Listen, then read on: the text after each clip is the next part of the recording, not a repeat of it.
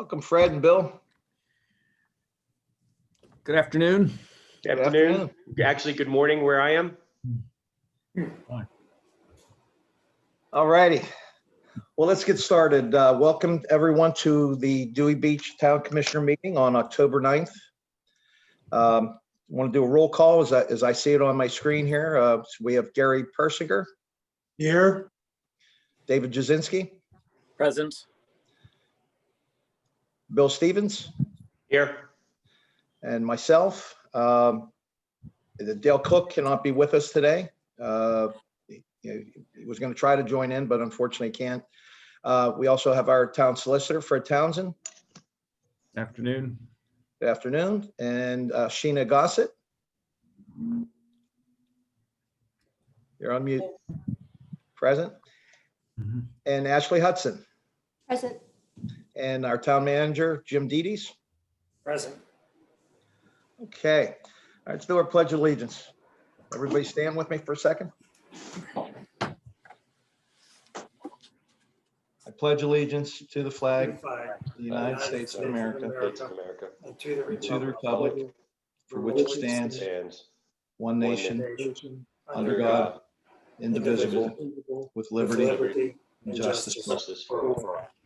If you could remain standing for a second here, like a moment of silence. Dale Cook's sister-in-law passed away, which is why Dale cannot be here today. So if we can have a moment of silence for Sandra Cook and her husband, Larry Cook.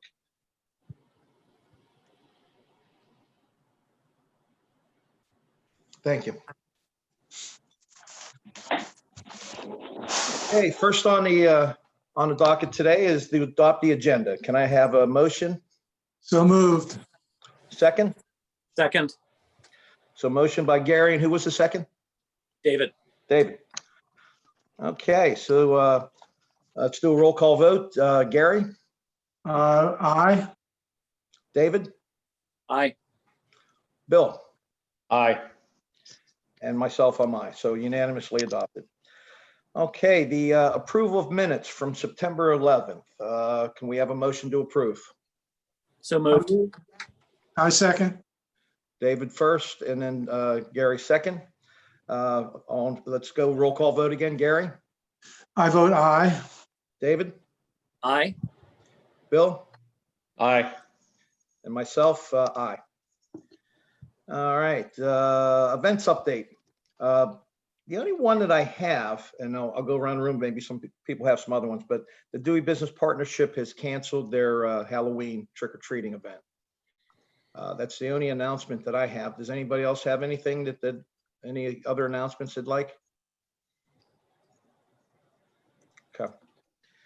All right. Update on the town manager. Julie Johnson has scheduled a meeting for October 15th at 4 p.m.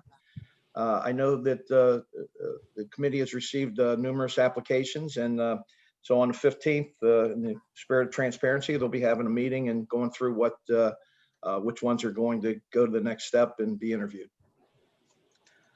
Don't have any other announcements on that. Does anybody else have anything to add? Yeah, this is Dave. Just to remind any citizens listening in that we've got the planning and zoning meeting this coming Monday on updated zoning regulations, mostly to do with the North End. Okay. Oh, one other announcement there. We have a budget and finance meeting today at 4 p.m. as well. That's upcoming. Okay. The next item is the update on Bay Beach Baywalk rules. There's no update on that as of yet. We'd like to move that to the next meeting when we'll be able to give a good update at that point. But nothing has been discussed yet on that to share with anybody. So, all righty, committee reports. Gary, we'll start with you. I don't have any reports at this time. Okay. David, I'm not sure, we don't have you chairing any or liaison for any committees yet. We haven't updated liaison since I've been a commissioner. So yeah, so there's nothing. Okay. from me. Yeah, we're going to be doing that shortly. So but we don't have anything at this point. Bill, do you have anything on budget and finance as a member of that committee? Not at this time. Okay. And for marketing, for myself, we have no updates at this point. Okay, I'd like to open this up for public comment. Ashley, is there anybody in the room that would wish to make some public comments today before we? You're on mute, Ashley. that's Can't still hear on. you.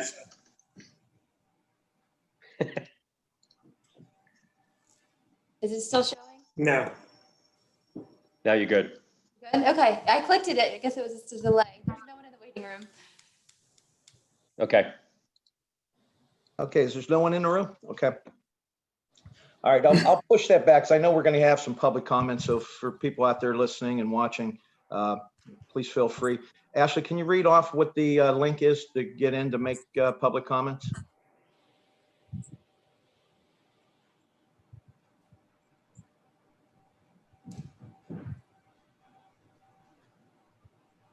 Well, if they go to the town website and go to the calendar date, that's where they can click on the link directly. So Click on the link directly.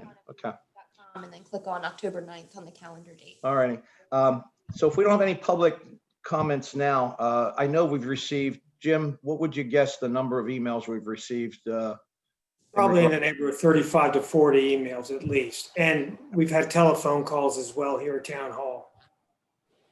Fred, what is the best way to read those into the record?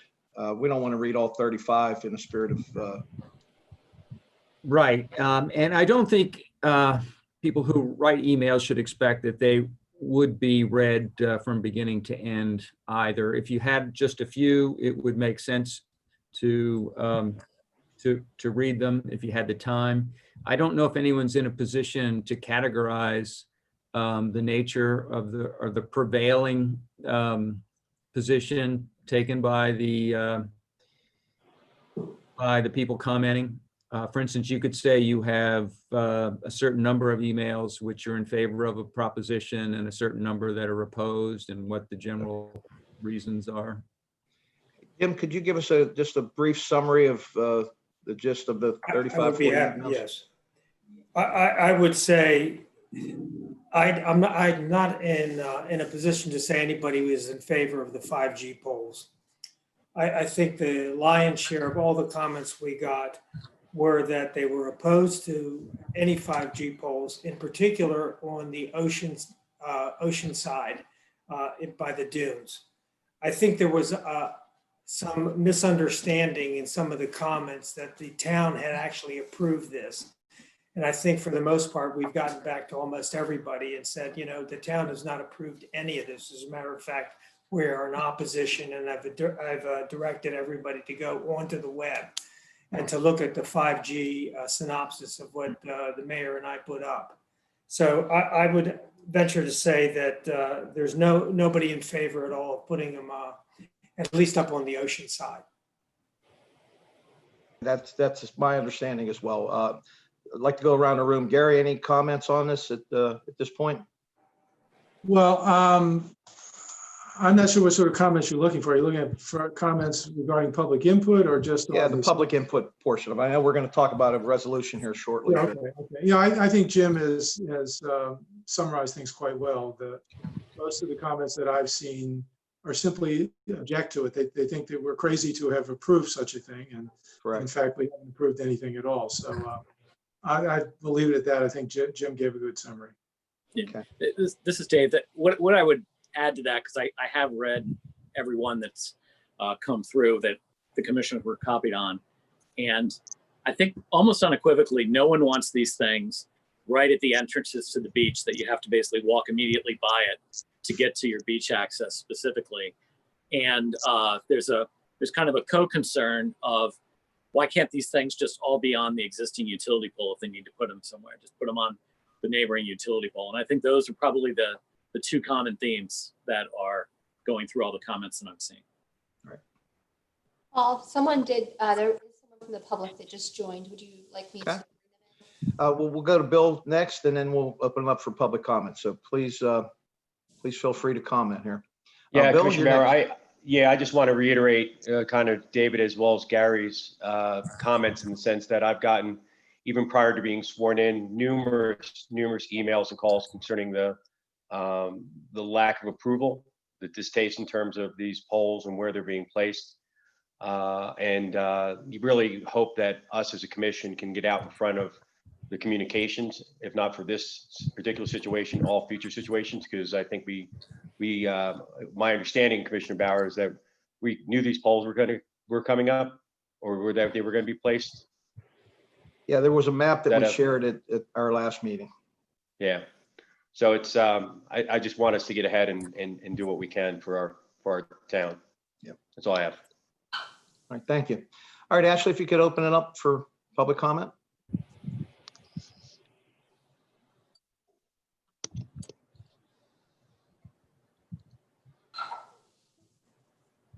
Luis, you're on mute. I am off mute now. Okay, welcome. Thank you for joining. No, thank you for having us. All right, the public comments, you have 3 minutes.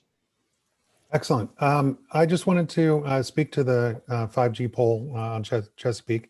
I think that one of the things that certainly has caught a lot of our attention is the fact that those are at this point unencumbered, for lack of a better word, spec polls, and would certainly urge, as you guys look at this, and I know that you're taking it very seriously, that not only are these the streets that we as Dewey are in control of as opposed to the state, but also these are polls that are coming in, I guess, just for future use of some sort. I think that to me is something that's very front of mind. This is not a fait accompli of the state on state property or something that's controlled by a different jurisdiction as opposed to y'all. And it's not something that is already a done deal with, Verizon or AT&T or one of these other carriers, such that the systems that they are trying to put in for 5G would end up suffering. I think that does make these two polls very distinct. And I'd certainly urge y'all to take a good hard look at them, what you can do and do to your utmost as far as preventing this. I know that there's other jurisdictions that have done work around ameliorating, around making things look better, around minimizing. I think those are all things that in any negotiation, certainly that I've done over my years as a lawyer, you don't lead with your final, and it would certainly urge you guys to come in with a good hard no, we don't need these polls at this point. But again, just want to appreciate y'all for your service. Glad that we were able to vote this year and to get you guys to work so quickly right after the election. Apologize for getting you right to work this fall. But again, really appreciate what you guys are doing. And we know that this is going to be, even if it turns into some kind of fight with the state or with the companies or anything like that, that you've got us on the north end back in your play. So thanks, everybody. All right, thank you. Ashley, anybody else? Yes, looks like Beth says. Is that Beth Caruso?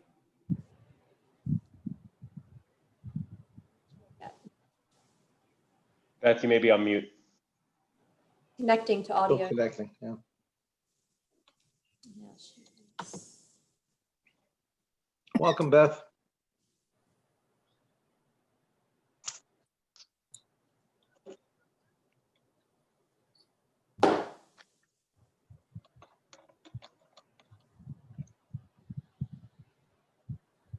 Beth, are you there?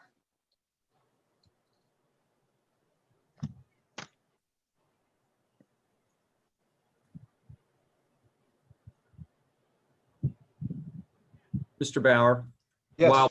while Beth is connecting, just a quick thing about the comments made by the first speaker there. What two polls was he referring to? Chesapeake and Carolina, I believe. Just thank you. And secondly, I didn't know we had an off season in Dewey Beach. I think I may have blinked. So I'll look out for that.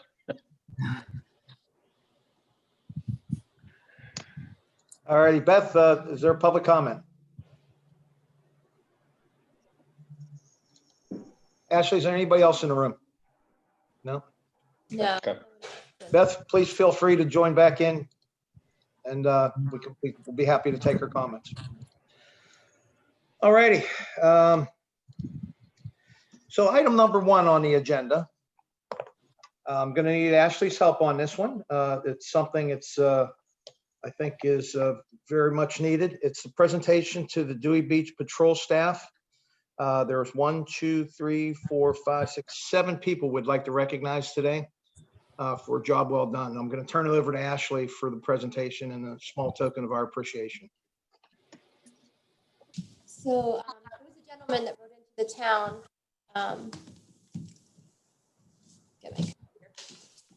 And he sent in a message that said, on September 8th, 2020, I was body surfing on New Orleans Street, an activity I have enjoyed for almost 40 years. On my last wave of the day, I was in a bad position. As the wave broke, my arms were pushed back and my head hit the ocean bottom. Immediately, I had no feelings in my arms or legs. I was just laying in the water, unable to move and barely able to call for help. Luckily, the Dewey Beach Patrol reacted quickly and got me out of the water. The way they took care in immobilizing me, I know prevented me from further injury. They got me on a backboard and I was taken to an ambulance. From there, I was taken to the hospital and helicoptered to Indiana. There, I woke on a breathing tube. The good news, no surgery and no paralysis. Without the quick and well-prepared Dewey Beach Patrol, I don't even want to think about what could have been. And the 7 individuals who helped with saving this gentleman were Liam Zolper, Zachary Stevenson, Mackenzie Savner, Thomas McIntyre, Kurt Ingve, Jackson Diaz, and Bradford Poole. What were the last 2, Ashley? Jackson Diaz and Bradford Poole. OOL. Yes, and we have plaques that have been ordered for them. They'll be receiving. We haven't actually physically gotten them yet, but a plaque to acknowledge the save on that day. Okay. And then we had, there was an infant that was saved as well. What were the names of the EMTs, lifeguards that were involved in that one? I only had the 7 for this. Just those 7. So I think 2 of those were involved in the infant save. So, that may be Diaz and Poole, but I'm not positive. So, but anyhow, the recognition for 7 people really, did a great job. So thank you. All right. Item number 2, discuss and possibly vote on a resolution. Yes, Bill. I think Ashley was trying to say something. I'm sorry, Ashley. Beth maybe is trying to get back in, but from her iPad rather than the phone. Would you like me to try to bring her in? Yes, please.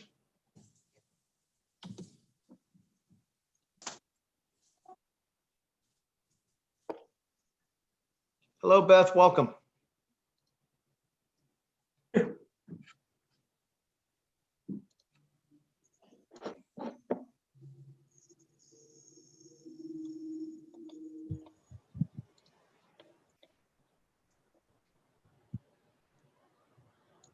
Can you guys hear me now? We can hear you now. Welcome, Beth. Oh, awesome, awesome. Thank you. So what I learned is that my computer does not have audio or video, which is kind of interesting, but I'm going to just close out of the YouTube just to make sure. Anyways, first thing I'd like to say is thank you to all you guys for what you do. It's thankless and it takes a lot of time. And I also want to thank Jim Dedes for listening to all my complaints about the 5G polls. He's put up with me quite a bit lately, and I'm sorry for that. No problem. But my comments, just to be brief, was that the map shared at the last meeting was great, and it did set off a lot of interest, but the polls were already up in a lot of the town. And that was, it was already a done deal, so there wasn't much to say. And while I recognize we may not have control, that doesn't mean we shouldn't fight. And I do feel when I walk by Clayton Street, which I do every day, and I see that poll at 12 o'clock, I just think of this town and how we really need to care for the aesthetics of it, not just fall over and accept it. And Clayton Street at a 12 o'clock poll right in front of the ocean it's mind-boggling to me, really. And then I walk home and I walk to and from work every day, and I look at some of the other things that have gone up. These utility, I don't even know what they're for. There's one in front of the Exxon station that looks like it's a electrical reading machine. And I just would like to encourage you guys as commissioners to try and help us with the aesthetics overall in the town. So that we can, long-term have some attractive landscape in the town. And I wonder what happens when these things become obsolete. Are they required to take them down? So that was my public comment. All right, thank you for your input, Beth. And thank you again for your time, and I really do appreciate it. Ashley, anybody else? Okay. All righty, so item number 2, discuss and possibly vote on a resolution regarding the telecommunications pole placement and 5G infrastructure network. So I want to pass this over to Jim. Maybe you can give us the background on this resolution. Well, I think there's been a lot of discussion, and at least from town administration part, regarding the problems with 5G. And just to give you the background, deals with 2 parts, or 2 entities that have approached the town via DelDOT. One is Verizon, which basically was approved for approximately, I believe, 12 or 13 streets in the DelDOT right-of-way, which we were advised that we really didn't have a say in that by the Department of Transportation. And then there was another company called Tilson, which is an infrastructure utility company that provides poles with the expectation that utility companies will use the existing poles. They'll pay maybe a commission, but they set up the infrastructure, and then the utility set up the communications equipment on it. Now with Tilson, the DelDOT approved 5 streets on the ocean, and they didn't approve Chesapeake and Carolina. And the reason they didn't approve Chesapeake and Carolina is because they're not state streets; they're Dewey Beach streets. So we've been in communication with Tilson. They sent us a letter, which they said that they're asking for us to give approval to install the infrastructure on Chesapeake and Carolina. Their letter was not a formal application by my standards as the acting town manager and helping our building inspector. So we responded back to them that it's not the proper format for an application in Dewey Beach. You would have to apply for a building permit, which they haven't at this point. So as a matter of record, we have not approved anything, including Verizon. As a matter of fact, when we met with Verizon, the mayor, myself, and Dawn Hinks, the building inspector, we made it very clear we don't want the poles at anywhere on the ocean side. And we did do a site visit with them where they were going to put them. We offered some suggestions that, with the exception of saying that we really wanted them removed, we didn't want them there. But to be quite frank, they were not very receptive to anything that we had to offer. The only thing that we seem to agree upon, based upon that they have the right to put them there was a concern at the life-saving station. They wanted to put up a pole and 5G network there with the flagpole. They directed us to take a look at the flagpole that was set up on Fenwick Island. We looked at that, and actually, aesthetically, if you like poles by any nature, it's probably the better of all evils. And we thought that would be a better replacement. They agreed to that they would take down the existing the flagpole, replace it with a new one, take down the cement structure, and put it in a position that was more desirable for our lifeguards and access to it. We did get a verbal commitment that we did not want any utility lines overhead. Everything had to be buried underground. I spoke to Delmarva Power about that, to our government liaison, and he agreed that made a lot of sense. And I think what we've noticed is that they are planning to put up, at least start boring sometime in December is what I heard. Right now, there's no functional 5G pole in the town. When we discussed with Tilson, and we had a conference call with him, the mayor, myself, and Dawn, with their, I guess, their infrastructure team. We also made it very clear we don't want them here. We don't want poles on the ocean side, and they've improved, I said, for 5 poles on the ocean side, and 2, we're in a position to have some control, maybe limited, we have some say on it. They also agreed that they would go underground with all the utility lines, and they also stated that they would consider talking aesthetics with us should we come to that level of having a pole installed here in Dewey Beach. With that, I've contacted DelDOT regarding the rationale behind their approval process, and they made it very clear to us that there really was no choice from the state's perspective, because the federal legislation, as well as the state legislative, I guess their code that they put up, basically says that they have the right to install 5G utility poles on the public right of way. So they felt they had absolutely no right to refuse that. There were no grounds for it. So met with, not meet, but I discussed this with a consultant that they had hired, and the city of Wilmington hired a consultant as far as a lawsuit that they're involved with the utility companies. And after discussion, there was not a lot of encouragement offered to the town as far as being in a position to stop this from happening. But they did strongly encourage that we develop our own ordinance that may help address some of the limitations that we have available to us, possibly in aesthetics and in design. So that's where it was left.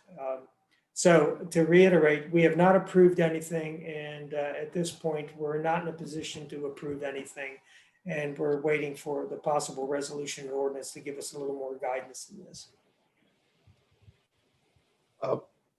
David?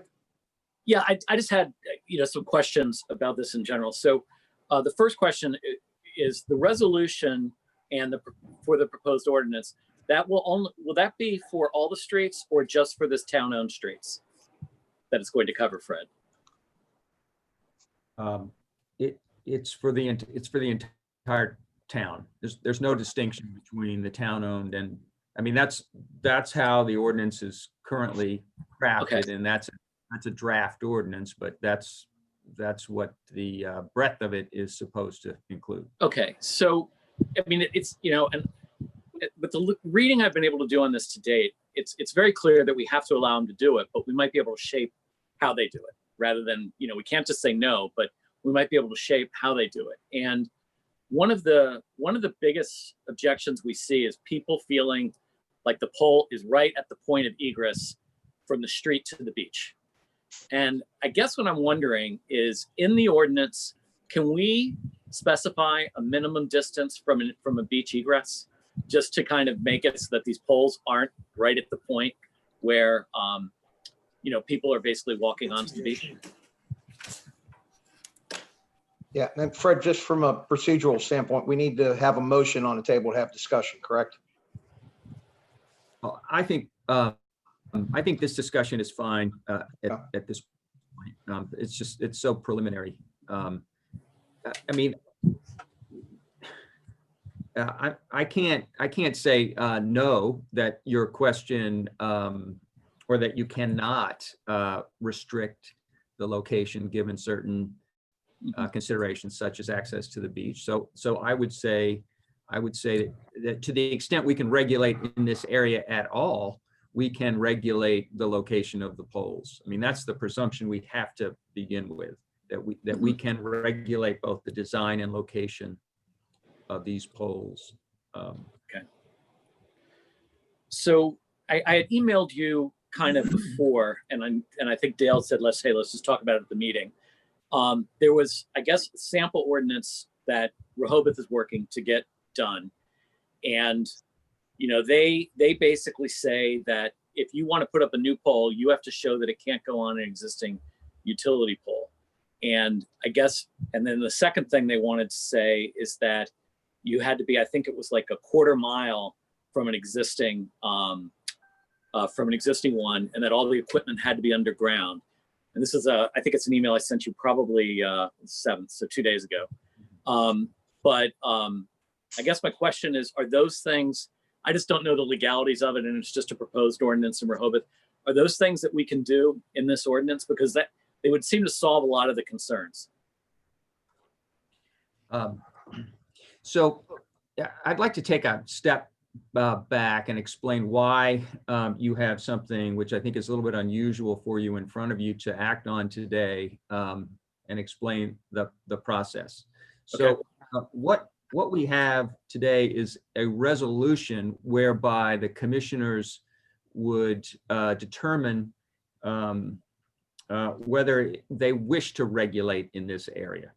And basically, your question suggests that Mr. Jasinski, that you wish to regulate in this area. I think we've heard other comments from others thinking that this is a wise thing for us to do. We typically don't initiate the adoption of an ordinance through a resolution, but there are certain advantages to doing that, such as invoking the pending ordinance rule, which is what we're trying to accomplish here today.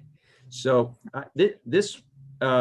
the attachment to the resolution is referred to as an exhibit, and it's an unnumbered or undesignated ordinance at this point. But it is not a finished product. You haven't had an opportunity to either hear from the Planning Commission on it or weigh in with your own concerns. And I would expect that process will begin, if it hasn't already begun, immediately. And there'll be opportunities to refine this before it is acted on at a upcoming meeting that you would resolve today to schedule. So you have to start with a public hearing. Today is simply an introduction.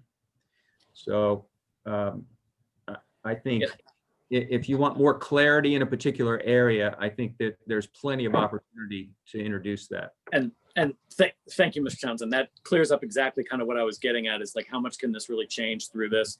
You know, because I was kind of seeing this, you've explained quite clearly what we're trying to get going today and why we're doing it this way. So thank you. Okay, Gary. Yeah, Any other a couple of background questions. First of all, do you know when the state passed its legislation that governs this area, Fred? Do you have any idea? I might be able to tell you in a minute or two. I printed. Well, if you want to look, just let me, just a couple of comments here. The federal position here seems to be kind of the one that we're most stuck with, in a sense. And the federal position goes back to a 1996 piece of legislation, the Telecommunications Act. And I think what we have been focused on most recently are some 2018 interpretations of that legislation. So it's not clear to me how much of this is driven so much by legislation per se as it is by interpretations of the legislation.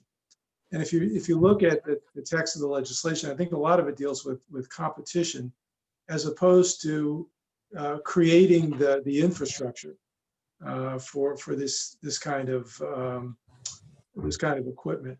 So I'm just wondering, in terms of being able to oppose the location of poles, maybe there's a stronger argument, maybe that than we have presumed thus far, because of the basic nature of the legislation, because it deals more with I think competition and not preventing providers from coming in and being able to compete with other providers. We're not trying to do that. This is really a discussion about whether or not we actually need this kind of infrastructure in town. And if in fact we do have to provide it, maybe there's a stronger argument again for where we locate those poles. So I'm just curious, because the federal legislation is so old, we're talking about 2018 interpretation. At what point did the state step in and say, well, we need to have some sort of legislation in place to guide this whole process? The other question I had is, Commissioner Jasinski just mentioned that Rehoboth had a draft ordinance. They actually have an ordinance on the books, I thought, which governed this area already. So is there something new that perhaps we should review that Rehoboth has under consideration that would be an amendment to what they have already on the books? What I refer to is fairly lengthy, and I think they discussed it in August. It's possible they put it on the books since then, but I think they discussed it in August. I don't know, Fred, if you're more familiar with what they did. It's still pending, to my knowledge, as is, and it's been under development for about 12 months. And Lewis also has a ordinance that's been under development for about 12 months as well. But my understanding is neither of them have been enacted into law yet. All right, Gary, can I ask you a question?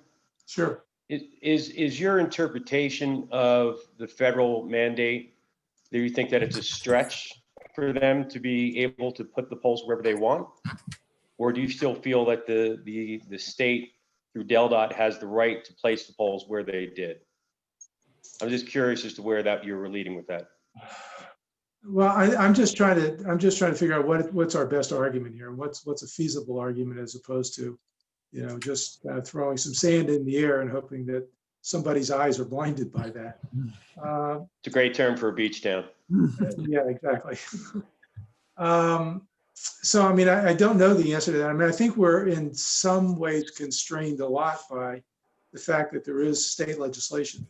And that's why I was curious when, what prompted that? When did that take place in relation to the 2018 interpretations that the Federal Communications Commission has made of that 1996 Telecommunications Act?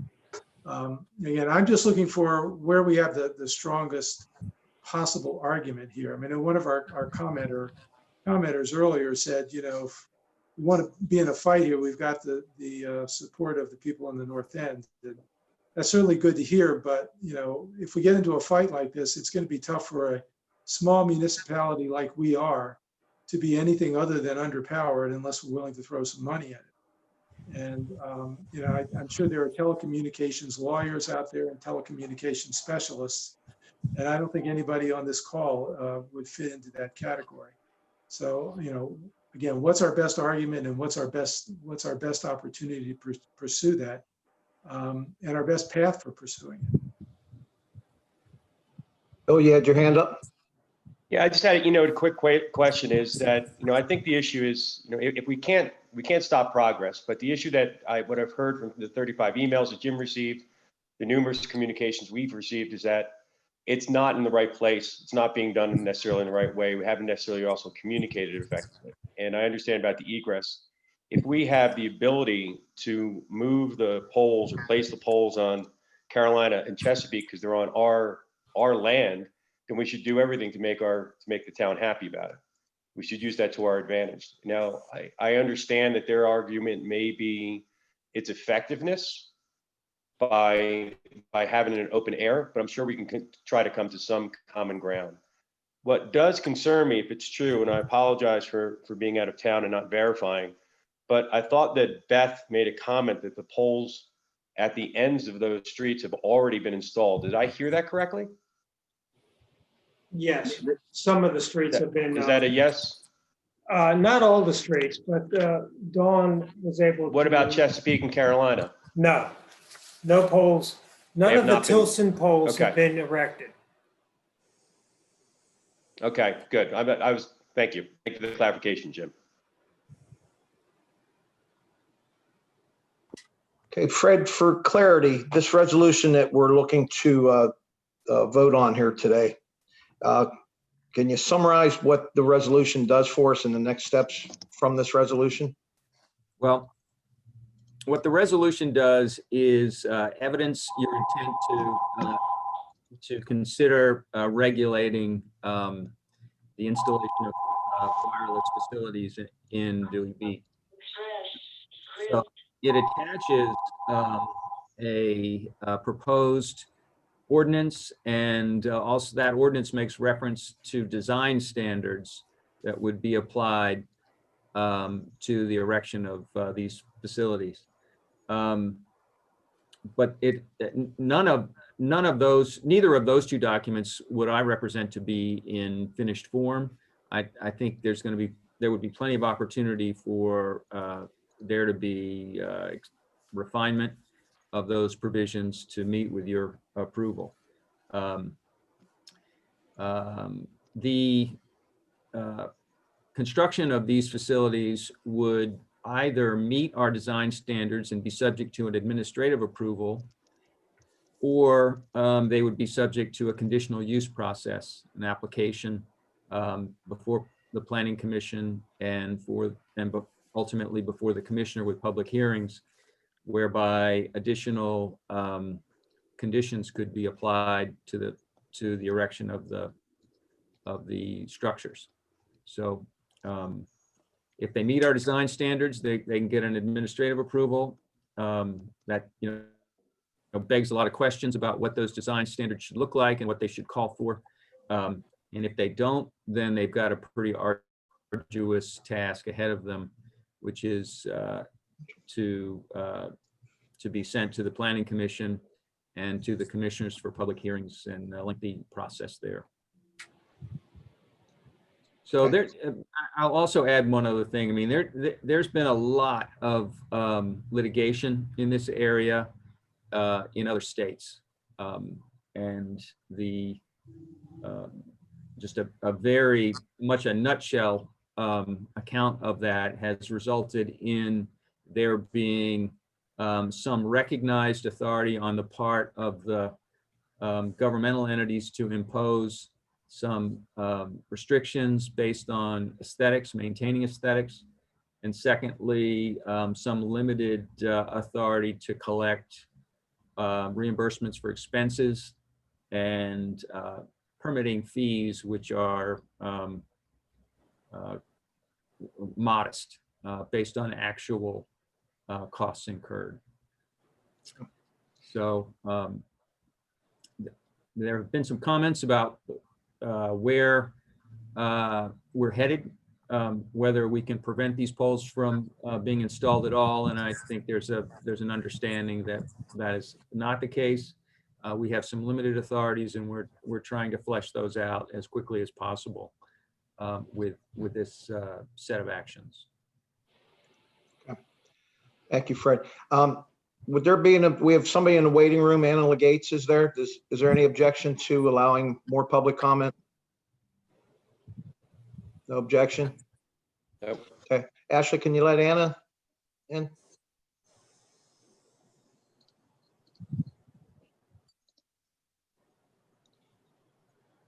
Welcome, Anna.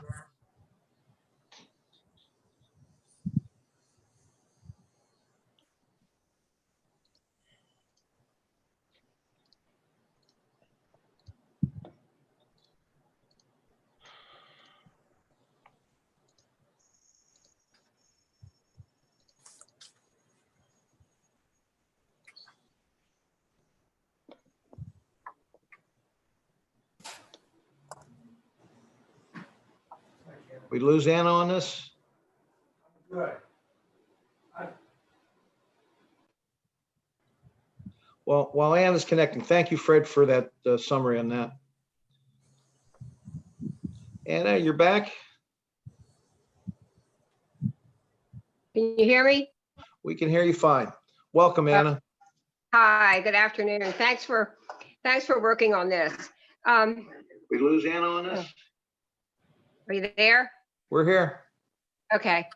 I talked to Jim this week. He was very helpful in answering some questions, but what I'm interested in knowing is exactly where have the poles been installed? I rode through Dewey, entered some of the Ocean Block streets, made some observations about placement, and really had serious concerns about how there doesn't seem to be a plan or a well thought out plan. So I have two questions. Can you put on the website, and maybe this was passed out at the previous meeting, I'm sorry if I missed it. Can you post on the website or give us some kind of a lead on where the poles have been installed? Some have the 5G technology attached, some are unencumbered. So that's important too, because once it's encumbered, I think you're pretty much locked in. So where are the poles installed now, encumbered, unencumbered? What streets exactly, other than Carolina and Chesapeake, which are city owned, where are they going? And are there plans for the Bayside as well? I just think we lack a lot of information. And Jim, I think, has it, was really helping me, but I couldn't write fast enough on the phone to get all this on paper. And I was just trying to digest it. And one example on Cullen Street, when I wrote down Cullen, I couldn't figure out why the pole was on the north side of the street when there was a wall on the south side of the street that looked much more non-residential. Now, if you drive down Cullen, the south side is Seagate, the north side is was owned formerly by Joe Capano, who is now deceased. So there was landscaping there. The pole was sort of in the middle of the landscaping to the north side, but there was a wall to the south side. And I thought, who planned this? So I don't think there's that much opposition to 5G in the town. We're probably going to need it. I think this is all about where is it going. Another West Street neighbor, I'm at 12 West Street. I'm the second structure from the beach. So I'm in a really prime location. The oceanfront new home owner and I met with Delmarva Power. The purpose of the Delmarva Power meeting was for us to pay personally to bury to get rid of the transformer, bury the utility, get everything underground, and we would pay for it. So we asked them to give us a quote. We met right before COVID, and we're back on the drawing board now to try to get a price and then talk to the town about it. Why in the world would we want to bury our utilities up to my house without even knowing what this 5G involves? So I just feel very left out as a homeowner. And I didn't bring this utility pole issue to the town because I don't have all my homework. And without the homework and more information, I'm not prepared. And I feel that we're not prepared as a town in this situation on the 5G side. So it's not that people are opposed to 5G, they're just opposed to the process and being left out with placement and the best plan possible. Does that make sense? Sure does. So anyway, if we could get more information, I think whatever you do to protect the town and to look out for the property owners, I think is really appreciated. I appreciate all you're doing, and I'm sorry that it's at the point it is, but we can't go backwards. But what options do we have moving forward? So if there's an unencumbered pole or no pole, do we have options that aren't available to people who have encumbered poles? That's one important question to get an answer to. Thank you, Anna. That's probably, that brings to light there. We could probably share more information on the website of what we do know and progress of it. So, all righty. Is there anybody else in the waiting room? All right. Thank you, Ashley. All right, getting back to the resolution. I have one more question for Fred, because I just want to I want the public to have an expectation set. So Fred, you talked about this is going to be under the proposed ordinance rule, and I get what you're getting at there. But assuming planning and zoning takes this and passes something, and they're going to look at whether utilities are buried and how we can regulate the location of the poles and whatnot. Will this as a local ordinance, will we be able on the DelDOT streets, the DelDOT owned streets, to be able to use our local ordinance to kind of control how those things happen? Or is that not a reasonable expectation? I just want everyone to have a good expectation for the DelDOT owned streets, what we're realistically going to be able to do. Right. So that's a very key question. We have a maintenance agreement with the state regarding jurisdiction over these right-of-ways. So that's referenced in my, I believe in my resolution or in the proposed ordinance or both. And that has a lot to do with whether we can purport to have jurisdiction over those areas at all. So we have a resolution in place. I have pointed that out to DelDOT, or we have a memorandum in place with DelDOT, maintenance agreement. Okay. State, Beastland and right-of-way maintenance agreement. And I think that is the basis for us to, in good faith, purport to have jurisdiction over these areas. Okay, thank you, Fred.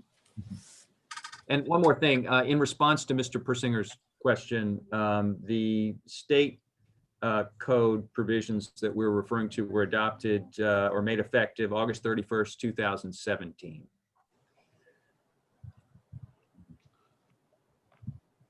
Okay, thank you, Fred. Ashley has someone else in the waiting room. Any objection to letting more public comment in on this subject? No objection? Okay, Ashley, if we can let someone else in.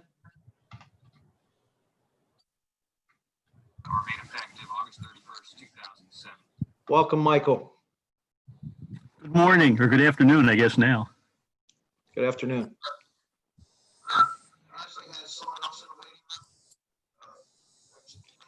Michael, if you Can could you mute your pause your, Zoom call. yeah. Okay, Michael, you have 3 minutes. Actually, I'm not a resident, but I am a planning commissioner in Rehoboth Beach, and I was unable to hear the first part of your meeting. I'm sorry, can you hear me now? I can hear you. Yes. Okay. I'm a planning commissioner in Rehoboth Beach, and I was unable to hear the first part of your,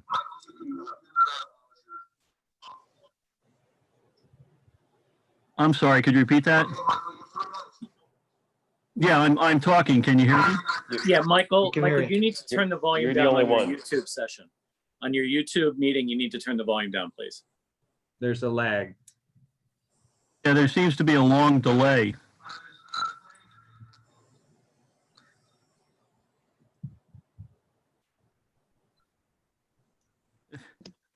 It seems to be very difficult to get the,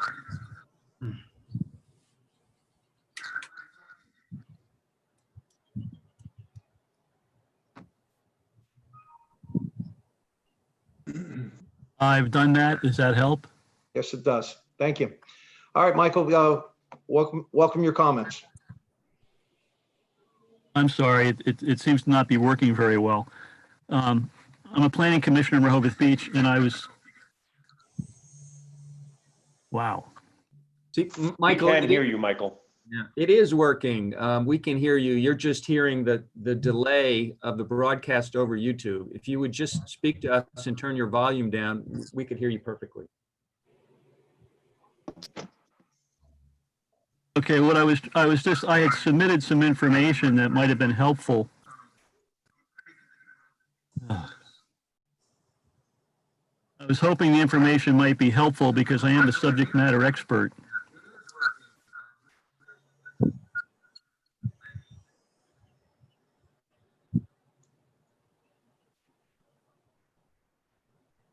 All right, I've done that.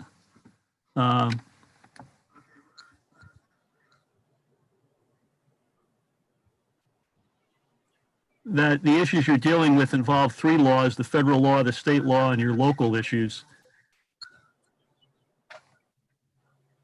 And I will provide more information if it's desired, but in fact, with the installations that were put in, under the law, they actually can be put in differently and do have certain criteria that have to be met, which don't appear to have been met.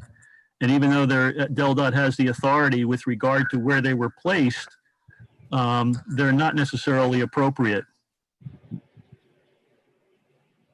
So I think you're dealing with something that actually is in violation of the federal code, even though it's under DelDOT's capability.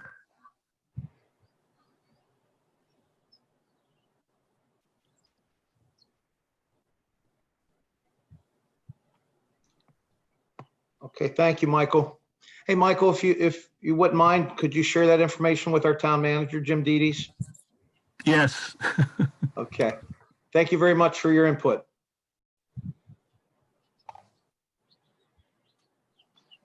Yes, thank you. All right. Okay, so back to the this discussion and vote of the resolution. Is there a motion to approve this resolution? This is Dave Jasinski. I motion we approve the resolution regarding telecommunications pole placement and 5G infrastructure. Fred wanted to comment here. Yeah, just quickly, there is a blank for you to choose a date to have a public hearing. So what this resolution does is schedule a public hearing whereby you would decide whether to advance an ordinance or not in this area. So Fred, what would you suggest? 7 days from today? 2 weeks, I would. I'll amend my motion that the planning and zoning schedule the public hearing and a date as soon as possible after the 14-day or 15-day notice requirement. So that would be October 23rd. I'd like to do two things. Ask you to build in a little additional time for actually getting a publication out and getting a meeting posted, but also just to point out, this is an unusual circumstance that you're in, and what is called for by this resolution is for the commissioners to meet and decide whether to regulate in this area. So the next meeting will be of you, of the commissioners, who would then, if they favored moving forward, would then assign the ordinance to the planning commission for further action. Okay, so Fred, would it be appropriate to combine this with the next commissioner meeting, or should it really stand on its own? Well, that's not inappropriate at all. It could be part of the next meeting. Okay, so the next meeting is on November 13th, I believe. Is that correct? So that's more than 30 days from now. Is that timeline, does that jeopardize anything? Well, it might be better than to schedule a standalone meeting sometime between the next meeting and 15, 16, 17 days from now, something like that. All right, so we could I go. think it's a relatively important issue. Yeah, I don't want to have it go too far out. We So, need a second for the motion, I believe. right. Well, I don't think their motion's been made, Gary, has it? Okay, I thought you had offered the motion. Well, I have to amend it to include a date, is what Fred is saying. So, Dave, what about amending it so that it's before the end of the month to give enough room for, as say, that's fine. So I will amend my motion to say that we hold a public hearing on the telecommunications and pole placement, 5G wireless, no later than October 31st.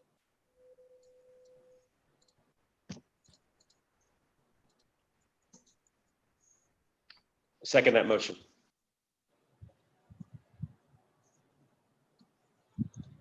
All right. There's a first and a second. Is there any comment? Yeah, I have a comment. Okay, Gary. Normally, if you look at the town code, normally what we would do is we would consider an ordinance, a draft ordinance. And unless we deem that proposed ordinance not to be a significant change, we would refer it to planning and zoning. So this is a somewhat different process that's not defined in the code. And so I'm just trying to understand, why we're doing this and the benefit of that. Right. Maybe Fred could explain. Yeah, Well, Fred.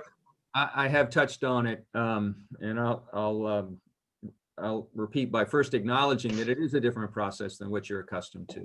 And it's not a typical process, but it is designed to invoke the pending ordinance rule, which means that an ordinance could be enforced retroactively going back to the date that it's introduced. I would think that today, if you adopt this resolution, you would effectively be introducing the ordinance, and you'll be deciding whether to consider enacting the ordinance sometime before August 31st. And if so, you would refer it to the Planning Commission at that time for their work. It is a product of case law, this doctrine that I'm referring to and following. It's my recommendation that you proceed in this fashion. Why would our normal process not trigger the same thing? I mean, this resolution says we're going to have a public hearing to decide whether or not it's in the public interest to amend the municipal code. So that makes it, to me, sounds like we have not decided, in fact, to pursue this ordinance. That's correct. You have So, to have a public hearing in order to decide whether you want to regulate in this area. Typically, if you're amending your zoning code, you're going to refer a proposed ordinance to Planning Commission for their comments. Then they're going to hold a public hearing. Then you're going to hold a public hearing, and you're either going to accept or reject the recommendations of the Planning Commission, and you could adopt those zoning amendments. Those zoning amendments arguably aren't effective retroactively. This is a process whereby we are seeking to impose or putting the public on notice that we may be regulating in this area where we currently do not, and consequently, the public, including the carriers and other contractors and the like, would be advised that there is a regulation in the works, and that if it's adopted, it arguably applies to them retroactively. So that's the nature of this. I will defer to your judgment on that. All right, we have a first, we have a motion from David Jasinski, or Commissioner Jasinski. Is there a second? I Bill seconded it, Paul. seconds? Yes. Okay. If there's no more comment at this point, I'd like to do a roll call vote. Any further comment? Just, Sure, I Gary. guess I just want to make sure this is probably not the appropriate time to talk about any of the substance of the materials that were drafted, or even perhaps any assistance we might want to provide to planning and zoning as they, if in fact we decide that they should consider that. Is that a fair statement? I believe it is, yes. Okay, all right, thank you. Okay, I'd like to call a vote. We'll go around the horn here. Start with Commissioner Persinger. I vote aye. Commissioner Jasinski, Aye. Commissioner Stevens, Aye. Commissioner Bauer, I vote aye as well.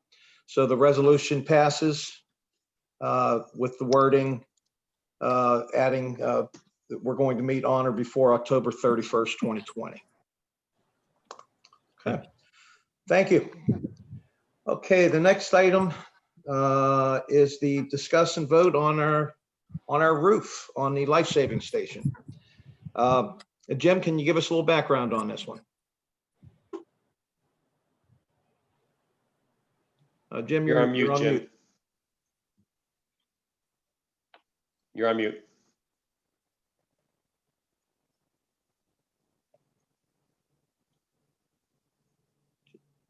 There you Is that go. better? Have Can no hear you clue now. how I got on mute.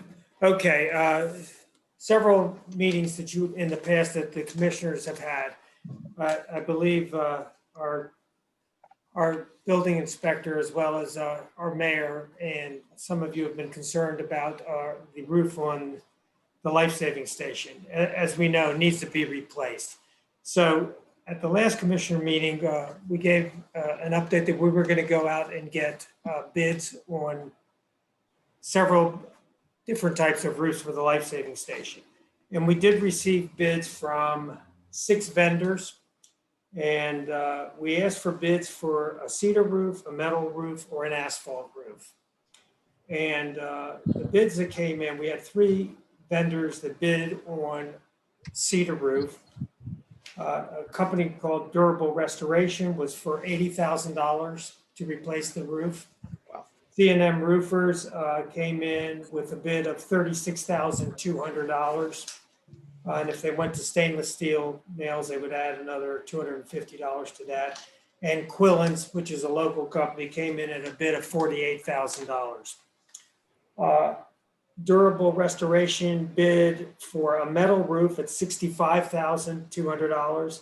C&M bid for a bid on metal $39,000. Quillens came in at $61,248. Then we asked for bids for asphalt roof, and Durable Restoration came in at $39,800. C&M Roofers $18,750. Quillen's came in at $15,700, some change. TH White Construction came in at $28,857. Roof Right, $18,750. And Spicer Brothers came in at a bid of $13,624. So the question really comes down to is, do you want to go with cedar, asphalt, or metal? We kind of ruled out metal. There wasn't a lot of sentiment towards that, and it probably wouldn't match aesthetically to what goes on in our life-saving station we have now. So really, in our estimation, at least in town hall, was that it ought to be between cedar and asphalt. And we leave that decision up to the commissioners as to which way they want to go on that. So Jim, Dave Jasinski here. First of all, I want to just know, do these bids include potentially replacing some of the plywood under the shingles? Yes, as they well did. as what, so they include all that type of stuff? And is there, No, the bids didn't include replacing it. They included a charge per plywood sheet. Some came in at $80, some came in at $65, and some came in at $45. so But we should expect a slightly higher charge there. There is going to be, I think that's correct. Okay, and then is there a material difference between any of the vendors in terms of their the quality of the work they do? Have you guys been able to discern like that durable restoration is going to give us a much better product than CNM, for example? I think the one that stands out to us, quite frankly, is the lower bid. It's under Spicer Brothers for Okay. the asphalt roof. The cedar roof, we just decided durable restoration, the cost was just prohibitive. That at $80,000, they were way out of line. Some of the bidders that bid on asphalt did not recommend cedar because we're so close to the ocean and the durability. C&M roofers came in at a bid that if we had to go with that, I would probably recommend them. If we went with that, I think the underlayment was a better felt weight than the one that Quillen's came in at. Quillen's came in at 9 weight and C&M came in at a 15 weight, which seems to be the standard. There was a question about warranty and most of the warranties for workmanship are 10 to 15 years. The cedar roof is, I couldn't get a straight answer on it. As from C&M, they said it's a manufacturer's, we'd have to discuss that with the manufacturer, but I think we could probably get at least a 30-year warranty. And that's what I'm getting out of, Quillen's came up with a 30-year warranty on that as well. What is the difference between the wind rating of the cedar versus the asphalt bids that you got? I didn't get an actual cedar, but I'll have Dawn if, It has to do with the installation of it. why don't you come on over here? So, I'm gonna ask Dawn because she got a little more detail on the wind issue Okay. that you're asking, Commissioner. Hi Hey, there. Dawn. Hi. Dawn. Sit down, It- sit down. It has to do with the installation pattern. Because of the fact that this building is a commercial use building, and it is a grade 2 class, which that's more or less like a general use as opposed to an emergency command center. So the minimum wind rating required is 124 miles per hour per the International Building Code. Right. So with cedar, according to the folks that met over at the life-saving station with Don, our maintenance gentleman, that how it was installed before was incorrect. It was too many nails for installing of those cedar shakes. So therefore they split. So it depends upon the installation, the quality grade of the cedar. The IBC recommends a minimum of a grade 1. And so either one would give you the staying power, the quality of the roof. However, because we are in what's called a windborne debris zone, we're right next door to the ocean. That's why metal was out, sort of pushed aside. And between cedar and the asphalt, I think the asphalt has the greater rating of protection. Okay. So the asphalt that you got bids on, it's not 3-tab, it's architectural shingle, I'm assuming? It is architectural single Mhm. for asphalt, yes. One quick question, if you don't mind me, David, jumping in here. So Sure. when was the last time the Gary, roof you're was, next. when was the last time the roof was done? And did we not have a warranty on it? I have to say that's before my time. I don't know, and I think I would gamble on that there is no warranty at this point. Well, we've exhausted that possibility, is that correct? I think so. We're way past that. Okay, Gary? Yeah, a couple of comments. I have 15 years of experience with a cedar shake roof in Dewey Beach. It was not a pleasant experience. There was always a problem with whenever you need to have something installed, cedar shake installed, or have it repaired. There's always a problem of judging whether or not the contractor is actually qualified to do a good job. There was always a question about nails. I had not heard the issue that Dawn mentioned about having too many nails, but we had an issue of using the wrong kinds of nails, and maybe stainless steel nails are the right way to go with, as C&M Roofers has suggested. But again, there's always a question about whether or not the contractor is going to do a good job. It is not, from my experience, it is not easy to install cedar shake roofs. I would recommend strongly against it. I would be very much in favor of a good architectural grade asphalt shingle. There are lots of choices out there. There's some that in some respects can be cedar shake lookalike type shingles. I think we ought to look for something like that if cedar shake is the preferred appearance that we're going for here. But again, I'm very strongly in favor of the asphalt versus the cedar. Okay, is there any other comments? I'd like to jump in on some. If we can narrow down a motion on this is, first of all, which type of shingle do we want to go with? And then we can talk about which vendor to go with at that point. Does that make, is that acceptable to everybody? Paul, can I just make one quick comment? Sure. Is that, and I apologize for being late to the game, but I just got here. Now, when I look at what Jim had put forth, it seems like it's very clear that the cedar shake as well as the metal is not necessarily a good option, but the asphalt is. And the 4 or 5 quotes that he gave us really had varying degree of whether it was thickness in the pad or the use of plywood or other attributes. Would it make sense that now that we've kind of narrowed it down to have a apples versus apples, where we know exactly what they're bidding on? Right. And again, I apologize for just being sworn in.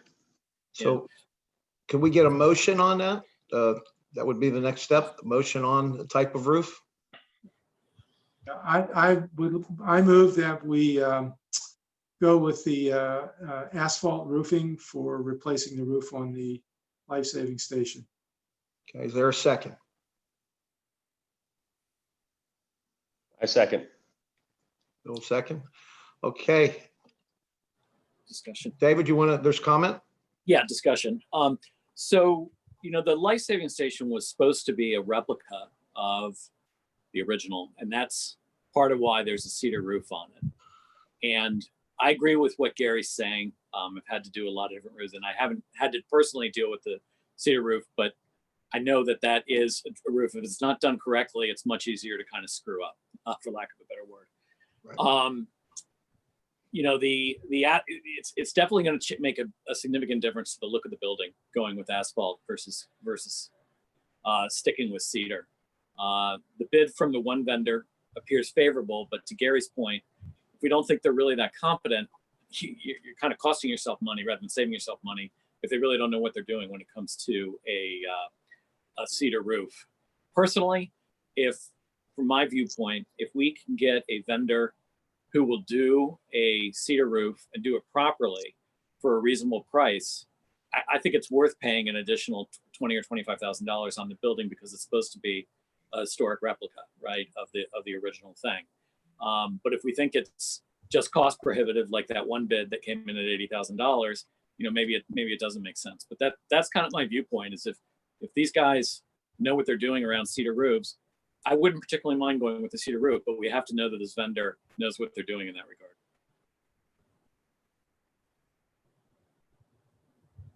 Okay. Okay, So- just a quick comment. Good, Bill. The damages that have been done to the lifeguard station cannot withstand another month or two of us ignoring the fact that something needs to be done. So I'm just concerned about this process being delayed any further. Understood. So Jim, town manager or Dawn, do either of you have insight into the one vendor who gave us a lower bid for the cedar roof and their capabilities? I personally don't have any insight. I think Gary had some repairs done by that company. Their warranty is a 15-year workmanship warranty. And I'm not quite sure as far as the warranty on the cedar shakes, and that's really questionable. Who's really going to give us that? Now, Quillen said they would give a 10-year workmanship and a 30-year warranty on the cedar. But I don't know if it's apples and apples, quite frankly. There's different types of cedar, but when I called the American Cedar Company here in Lewis, they referenced a certain type that they produce, but it's. I think there's going to be a guess no matter what you do if you go with cedar. I mean, I think aesthetically, I agree with you. Cedar would look the best, and I know the mayor really was pushing for that. Unfortunately, he's not here, but I think as far as the comments you made, David, I think you're right. It would look better. Would architectural shingles replicate it? I don't know. I mean, it's hard to say. I've looked at some of the materials that they've sent us, and I think you'll come close, but it's never going to be a match to cedar.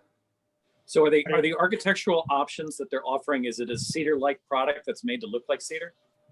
No, not really. No, they're not made like cedar. I think what you're saying, there are some fiberglass panels that you can get that look like cedar, but they really don't look like cedar. Okay, yeah. I think, you can get some that will give you a not a similar appearance, but at least kind of lead you in that direction. I don't think, having gone from a completely cedar shake roof to an asphalt roof, a good architectural shingle, for me, I don't think there was as much contrast as you might think. And in fact, we have a gazebo in the middle of our townhouse development that still has the cedar shake shingles on it. We decided to preserve just that little bit, and it really blends in quite well. It does not change the appearance all that much. We did have some experience with C&M roofers. We used them to do some repairs. We actually replaced the roof fully, probably less than 15 years ago. It was not C&M who did the work, but we did have C&M come in and do some repairs.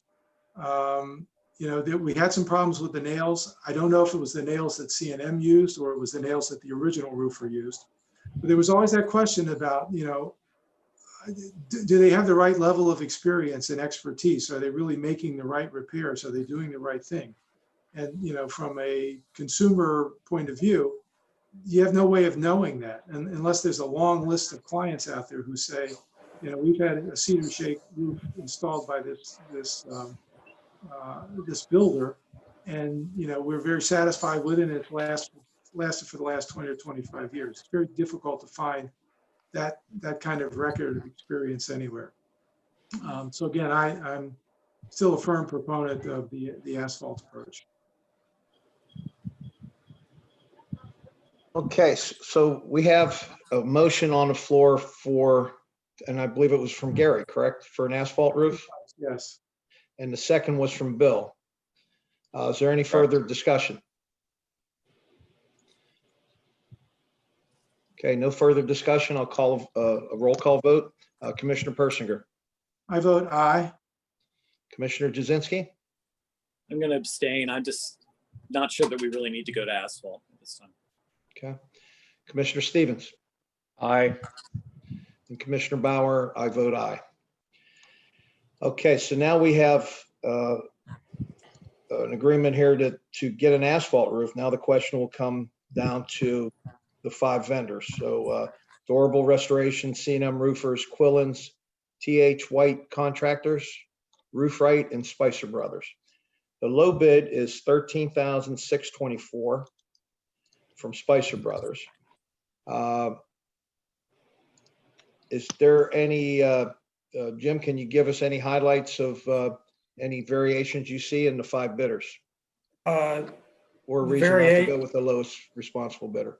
Well, because of being a former government employee and one that is government employee now, I always look to the lowest bid first. And I think Spicer Brothers gave us probably one of the better presentations.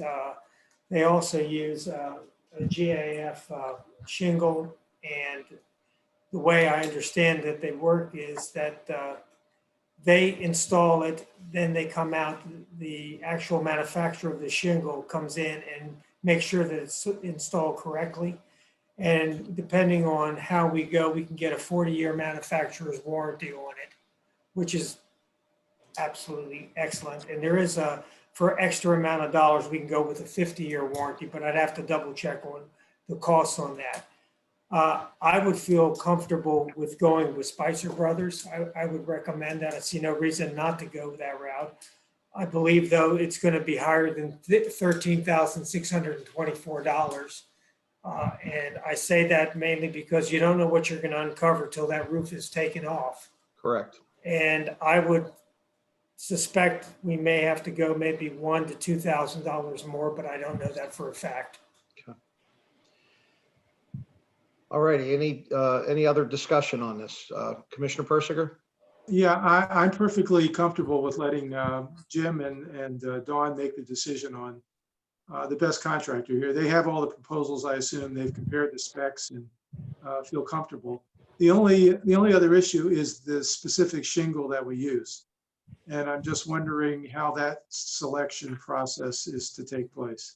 Well, it's funny that you bring that up, because Spicer Brothers, I did talk to them, and they gave us, I was looking at the shingles, and they've got an option of 1, 2, 3, about 5 or 6 different types of shingles. There's more, but apparently some of the shingles that they suggested, they've got a 2 to 3 month delay in getting them. So I said, well, what do we have that's available?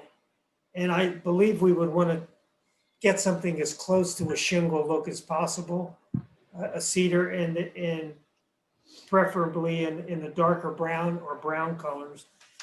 And I don't feel comfortable myself making that selection because it'll probably be the wrong one. But I would defer, maybe we can get one of the commissioners to look at it with us. But the selections are close to, I believe, the colors that we would want to put on the roof if we're going to go with that, since we're going to go with asphalt. All right, any other discussion on this?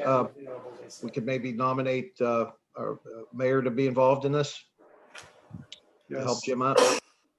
I think that'd be great if we could get the mayor, myself, Dawn, and maybe even get Don, and we can look at the colors. And Okay, I think that's fair. Any further discussion before I call vote?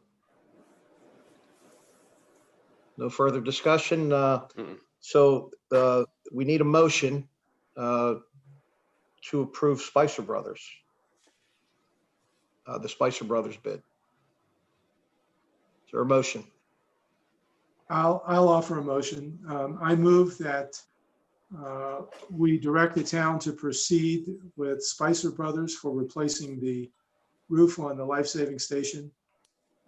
And for the mayor, the town manager, and the building inspector to make a joint decision on the specific shingle to be used for the roof replacement. Okay, is there a second? I'll Can I just second make it. one comment, Paul? Sure. I would Commissioner just Stevens. like that to be, yeah, thank you. I just want to make sure that what we choose is done quickly, that there's not a 2 or 3 month delay. And that if the shingles that they desire to put up there are not available, that we would look at another vendor. I don't want us to get into December and not have that roof fixed. Okay. Commissioner Persinger, could you amend your motion to include Commissioner Stevens' comments?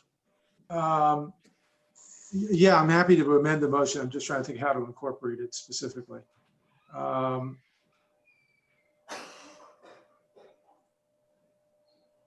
Maybe put something for delivery with if at by all- December something. Yeah, if at all possible, to complete replacement of the roof. Let's see, it's like within the next 60 days. Is that reasonable? Is that acceptable, Commissioner Stevens? It is. I just don't want I don't want snow to make this a February thing. Right. I think we're all in that boat. I Okay, I'd do- like to call, Can Good, I ask Commissioner. one question? In the event that the vendor cannot do that within 60 days, how would you want the town administration to proceed? the next lowest responsible bidder. That would be Quillens then. Okay, thank you. All righty, so we have a motion and a second. I'm going to go around the horn here. Gary has voted affirmative. I vote aye, yes. Commissioner Jazinski, Aye. Commissioner Stevens, Aye. Commissioner Bowers, and I. All Thank right, you. thank you. Much needed. Okay, Commissioner Bauer, yes. part of discussion 3 also determine which funds to use for the repair.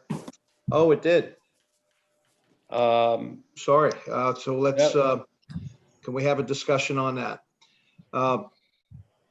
So our choices on that, I believe, would be general fund or infrastructure. So I guess at this point would take a motion of, does someone want to make a motion to use one or the other, and let's see where it goes. Well, I mean, clearly it's infrastructure. Don't we have to go through some kind of process to use infrastructure? I'm not completely sure on that. Fred, perhaps you can help us out on that one. I should know the answer to this, but I'm afraid I would need to research it. So I think there are some restrictions and limitations. Wasn't apparent to me what the possible choices were from the agenda. So I don't know the answer. I wonder if Jim can help.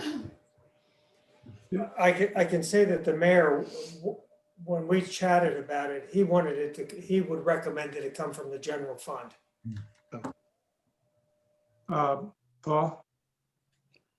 I think there is a public process, there's a public hearing necessary if you're going to take money from the infrastructure account. Right. But I believe, and I don't have it in front of me at the moment, but I'm pretty sure that if you look at the definition of the possible uses for that infrastructure fund, that this would not qualify. So I think the general fund is really our only option here. Any further discussion? Would someone like to make a motion of how to pay for this new roof? I'd like to make a motion that the Commissioner town of Stevens? Dewey Beach, I'd like to make a motion that the town of Dewey Beach uses the general fund. And if more specifically, apply this in building improvement to the account of 160024, building improvement for life saving station. So that we can properly classify it as a long-term improvement to our structure. Okay. Excellent motion. Is there a second? Second. Second by Commissioner Jazinski. Roll call vote. Commissioner Persinger. Well, can we discuss just for a moment? Sure. I'm not sure, what was the specific account that you were attributing this to? 160024, which is building improvement dash life-saving station. Is that on the expenditure side of the budget reports? It's a I'm not balance sure sheet what- item because it's a long-term asset. Balance sheet. Okay, all right. Okay, any further discussion? All right, I'd like to call vote. Commissioner Persinger, I vote aye. Commissioner Jazinski, Aye. Commissioner Stevens, Aye. and Commissioner Bowers and I. Motion passes unanimously to use the general fund attached to that account on our balance sheet. All righty, thank you very much. God bless. Okay, this is number 4 is a discussion only. An update on a September financial report and COVID budget scenarios. Mr. Dedes? Thank you. I will be asking Sheena to help out on this, but let me get started on it. The revenue expected for September was $315,756. Actual revenue was for September was $276,000. And the difference, we were short by $39,100. Part of the problem here was timing for the transfer tax coming in, and that we shall see a sizable amount of the transfer tax coming in, and we'll report it in next month's report on the revenue. Excuse me. Hey, Dawn, you gotta keep going. Sorry about that. All right, the expenses expected for September is $317,000. Actual expenses were $347,000, and the difference were over by $30,000. Part of that is the way the budget is set up, and stormwater management project and COVID-19 cleaning expenses were included in that. Year-to-date revenue, we're at $2.376,000. Actual revenue was $2,162,000. We were short by $113,000 in revenue. Expenses expected for the year to date are $2,093,000, and the actual is $2,081,000. So we were short by about $11,000, which is not so bad. And then the year to date difference, as far as expected in the category, was $183,262, and the actual year to date difference was $81,000. Expected set asides about $87,000, and the year to date we've put in $84,682. I know Sheena doesn't want me to report transfer tax that we're getting in, but I'm going to report it anyway. We got a sizable amount coming in. She's bowing her head. We got approximately $240,000 that is coming in revenue. So that was a great windfall, and I think as a result of I believe it was 22 or 23 homes that sold, we expect to see our building permits go up as well. So, Sheena, would you like to add some more into this? That's great news, Jim. It is good news. The transfer tax, the reason there is a delay is Fulton Bank is no longer processing transfer tax. They stopped August 31st. The county is now doing our processing. So they have up until the 14th of the following month to give us the numbers, and then 7 days after that to give us our money. So we'll get that nice amount in October, and it'll continue to delay. It was better than us processing it here. Okay, thank you. Well, that's good news. Okay, can I just clarification, Commissioner Bauer? Yes, Commissioner Yeah. Stevens. Jim, Sheena, the transfer tax you alluded to, so that's not included in the 410,000? That's in addition to? Yes, sir. Yeah. That's great. Okay. That Well done. puts us over budget. That puts us at our transfer tax budget for the year. So everything else is icing on the cake. And Very good. I pulled down the numbers for Park Mobile. There's roughly, I think I said about 70,000 coming in for parking that is not included in these totals. Oh, that's even better news. Okay, it looks like this year might be something to put a smile on our face here about it. All right, let's, if we can go around, Gary? Yeah, Gary. Couple of comments. Yes.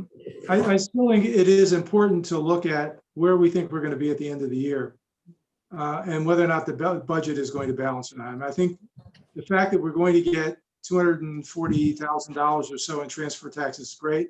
Takes us up over what we projected. But if you look at across all of the other items, based on the analysis that I've been doing, I still think that we need to exceed our projected total for transfer taxes by about 40%, or else we're not going to be within shooting range of balancing the budget. The parking revenues are I'm sorry? Sorry, I thought you were done. I thought you were done. Yeah, Sorry. the parking revenues actually are coming in a bit better than I thought. I thought we'd come in somewhere around 75%. It looks like we're probably going to be about maybe 85% of what we expected to get. Big question about accommodations taxes. I mean, what I just suggested here in terms of the need for additional transfer tax revenues is based on getting about 85% of what we originally budgeted for accommodations taxes. I have no idea whether that's going to be true or not. I know the season started slow, but it seems to have finished strong. Maybe we'll come closer to 100%. Parking tickets and parking fines are down considerably. There still should be some trickle in of those, but I don't see us getting better than somewhere in the neighborhood of about 60% or so of what we originally budgeted. So again, there's still a ways to go.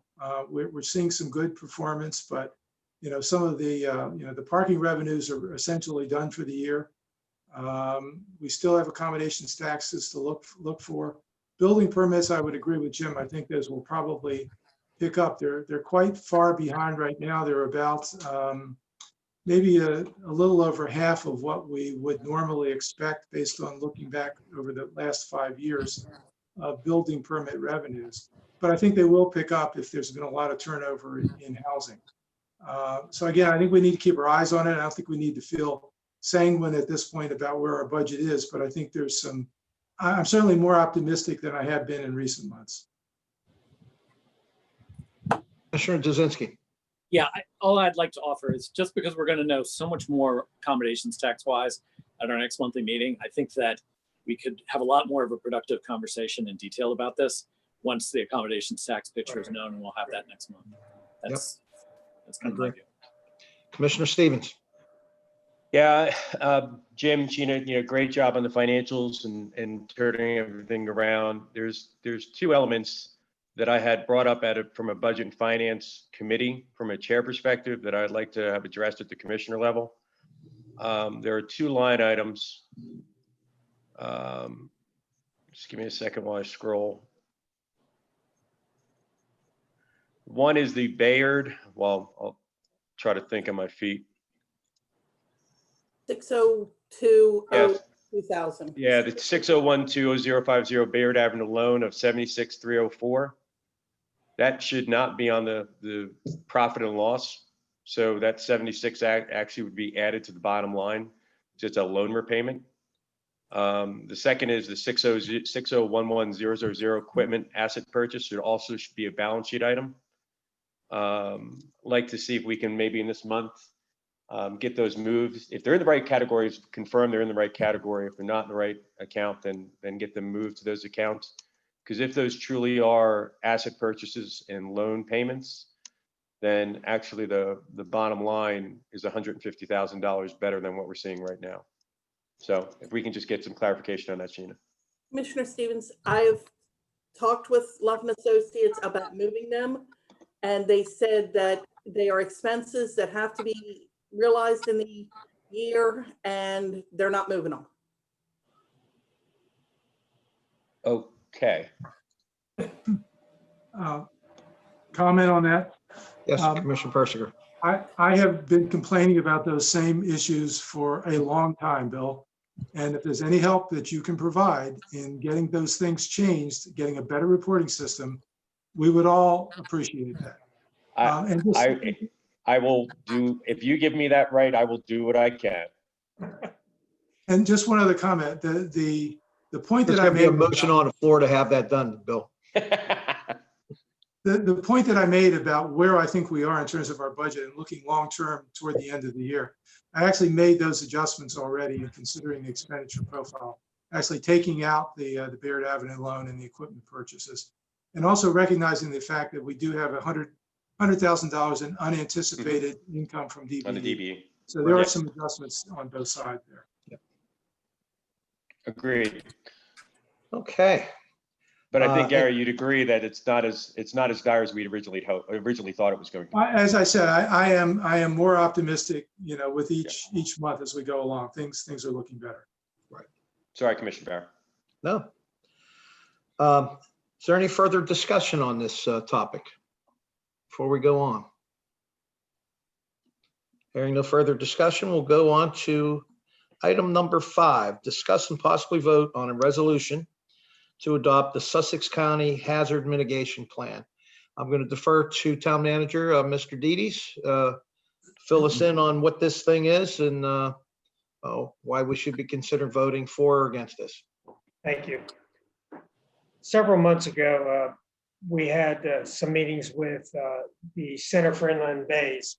And what came up during that discussion was the town of Dewey Beach developing their own hazard mitigation plan and working with the Center for Inland Bays to do so. And we listened to the discussion, and one of the things that came out of it is that the county has its own plan that has been there for quite some time, with actually 24 other municipalities that have tacked on. So Scott, myself, and the mayor and our building inspector listening to this, the question came up is, why didn't we tack on to the county's hazard mitigation plan? Well, we were initially, I guess we were part of it in a discussion back in 2016, from what I understand. But we never really tacked on to it. I don't know whether the ball was just simply dropped or what.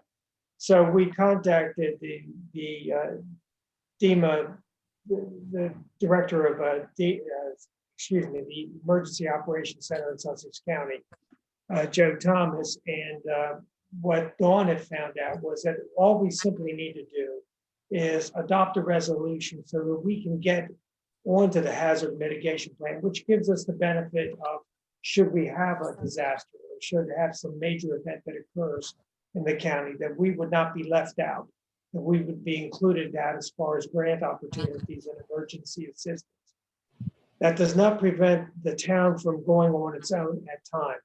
But if you look at if you've had an opportunity to look at the county's plan and what went into that, I think we all kind of were taken back when we saw a 600 and some page document and the amount of work that the municipalities had put into it, in particular Sussex County, for coordinating under the leadership of Joe Thomas, that we felt it would be to our advantage to at least get tacked onto it, adopt the plan along with the other municipalities. And then if we just so desire to develop our own hazard mitigation plan, it would be, we could do that in the future. There would be resources involved in that. We would probably have to try to go for a potential grant to get the consultant and the expertise attached to it to develop that. And there's a lot that goes on as far as developing your own needs assessment. And what we thought would be the best way to go is to adopt the county's plan for the time being and research the options of going into developing our own Dewey Beach plan, should we choose to do so. Yeah, it's a 675 page document, so It's an looks very incredible thorough. document to read, yes. It is. Yes, Commissioner Stevens. Just real quick, Jim, is there any reason why we wouldn't want to adopt it? Is there any negative effect on our execution and or cost side from your perspective? No, but we discussed that. We see no negative to it whatsoever. Okay. Mr. Townsend, any advice for us contrary to that? No? No, sir. Okay. All right. Any discussion before we call a vote? Do we have a Very good. motion on the floor? We need a Make motion. it. I move that we adopt the resolution to adopt the Sussex County Hazard Mitigation Plan. Second. Second. Okay. Any discussion? Hearing no discussion, I'd like to call a vote. Commissioner Persinger, I vote aye. Commissioner Jazinski, Aye. Commissioner Stevens, Aye. and Commissioner Bauer votes aye. All righty. So that one's done. And number 6, discuss and vote to reauthorize committees until December of 2020. Okay, Commissioner Stevens, I know that you were on Budget and Finance prior to, and I think that's what prompted this discussion item. So I'd like to give you the floor to just give us a little background on that. Yeah, thank you, Commissioner Bauer. I had the privilege of being part of the investment committee for a year and then on the audit as well as the finance committee. And as chair of this previous finance, budget and finance. I have a meeting this afternoon at 4 o'clock with the budget and finance where I'll be formally stepping down as chair since the commissioner cannot be on the chair as a chair or even on the committee. I have polled or asked the existing members of that committee if anybody would be interested in stepping up, and one of the members, Dave Davies, volunteered to step in and act as interim, or at least through the rest of this year. And I don't see any reason not to, but I wanted to have that open for discussion among the commissioners. If you see a different path that you'd rather take. I'd like to open it up for discussion. Commissioner Persinger. Yeah, the problem we have is we have a resolution 139, which sets some time parameters for reorganizing committees and designating chairpersons. And it, it has some formal procedures. We have to designate, we as commissioners have to designate who the chair will be. The chair then recommends members of the committee. And the problem is, it takes some time to do that, and you can't do it immediately after an election. So I think we want to keep the committees in business and able to address some issues that they need to address. And in this case, we have a committee that's meeting this afternoon, and once Bill steps down, that it doesn't have a chair. It needs someone to conduct the meeting. So this is just a temporary solution to let the committees continue to do business, to have a chairperson to lead the business of any given committee, and to give us some time to do whatever reorganization is necessary to get the membership of the committees formally in place and get new chairs if necessary designated. Having said that, I think we should, assuming we approve this, I think that we should revisit the text of Resolution 139. And in the next few months, I think come back with some proposed changes and reconsider that resolution. And just one other point with respect to the audit committee, we may need to revisit that sooner rather than later because there is a somewhat unusual provision which is in the charter, which requires that a majority of the members of that committee be town residents. And with Bill Stevens resigning from the committee, I'm not sure that we'll still have that representation. I'm not sure whether we do or we don't, but I think we need to take a look at that and make sure that we're we're consistent with the charter. And just one final point, assuming that we are continuing to pursue charter changes, that residency requirement for the audit committee is being removed or will be removed from the new charter provisions that we have adopted. Thank you for that input there, Gary. Commissioner Jazinski, any comment? Oh, I'm sorry, Commissioner Stevens, you had your hand up first. Yeah, just a clarification, probably just a wording change, Gary, not to maybe elect or nominate Dave Davies as interim. Maybe that's the inappropriate according to Code 139 or Section 139, but for him to assume the responsibilities in my absence. And it may be something in the future that we look at each of the chairs to potentially appoint a second chair or a secretary to, in the case that, like as Commissioner Bauer stepped in for the mayor today that in this particular situation, that's an easy evolution to ensuring the common, as we move forward. Sorry, David, go ahead.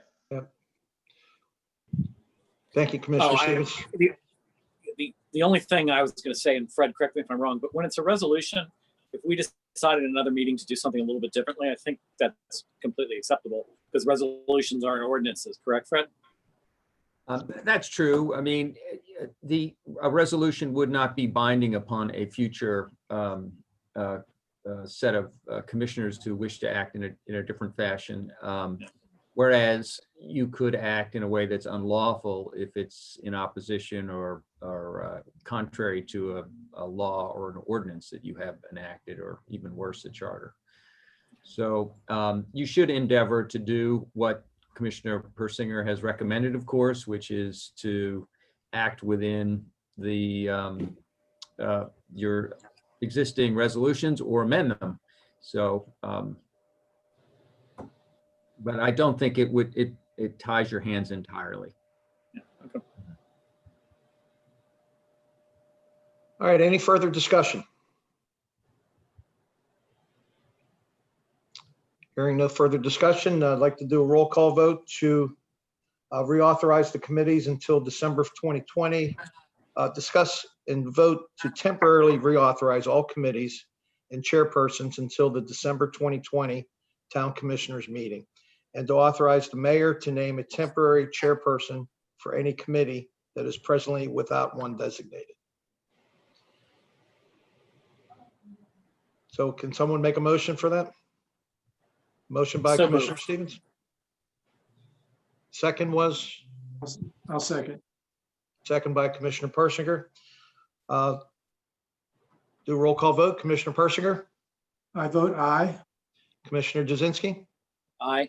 Commissioner Stevens, Aye. and Commissioner Bauer is an aye. All right, so the motion passes. Now we're into interim town comments here. So interim town manager, Mr. Dedes, any comments at this point? No comments. Okay, Commissioner Jazinski. Fred. Oh, yes, No Fred. comments. Mr. Bauer, if I could, just real quick, while we were on other business, I had a chance to check up on the interpretation Mr. Persinger made about the infrastructure account, whether it was appropriate for that other use. And it comes as a surprise to no one that he was correct, and I'd share his opinion that Surprised me. an appropriate source of funding for the roof repair. All right, thank you, Town Solicitor. Appreciate that. Okay, no comments from Commissioner Jazinski. Commissioner Stevens, No comment. no comments. And lastly, it would be myself here, and I don't have any comments either. So it looks like this was an hour and 55-minute meeting. If we could motion to adjourn. I move that we adjourn.